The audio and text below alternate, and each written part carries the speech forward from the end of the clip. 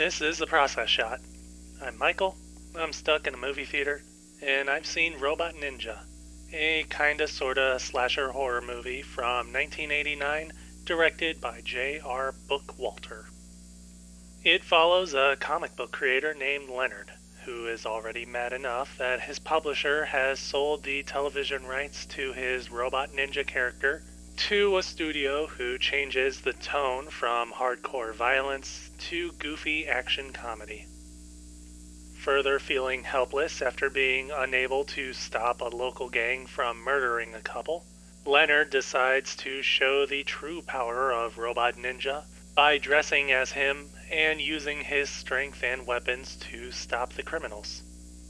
However, while he's able to get in a few blows, he finds resistance from many places, including the gang leader, his closest friend, and even his own mind.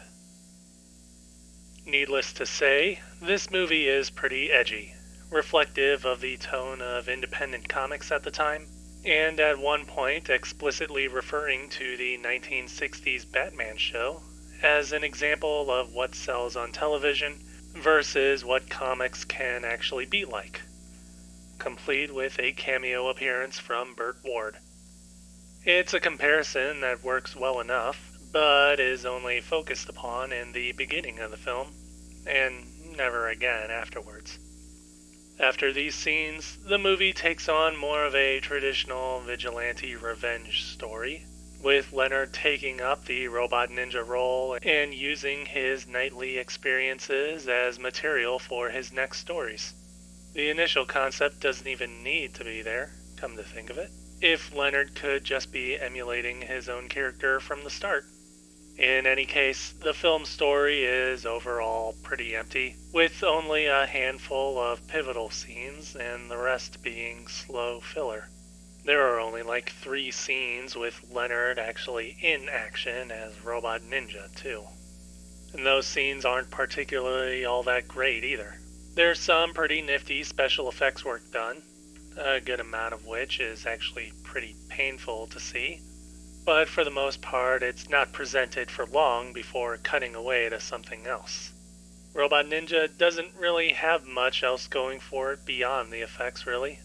It seems like it wants to be a slasher film with psychological horror elements, but the bits and pieces of that, which are present in the film, are barely developed.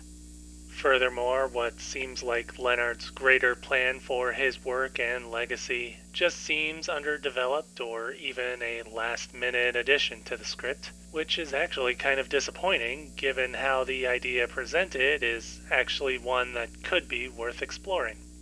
Meanwhile, everything else that's in the film seems more like something done to hit a story beat or character trope, with no other major twists or subversions. Overall, it's probably best to say that the movie fits into a general niche of straight-to-video movies made by people who have an idea that they want to see come to life, but unfortunately this film isn't much in the way of a hidden gem. More like a tarnished gem. A missed opportunity for something more interesting or challenging, you know?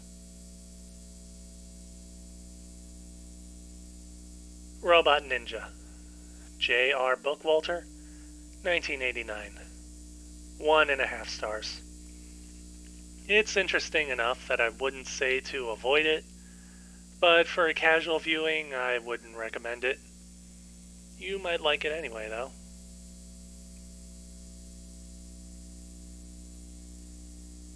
Well, I'm done here. If you like this review, leave it a like. If you want to add something yourself, leave a comment. Subscribe to the channel if you'd like to see more reviews in the future.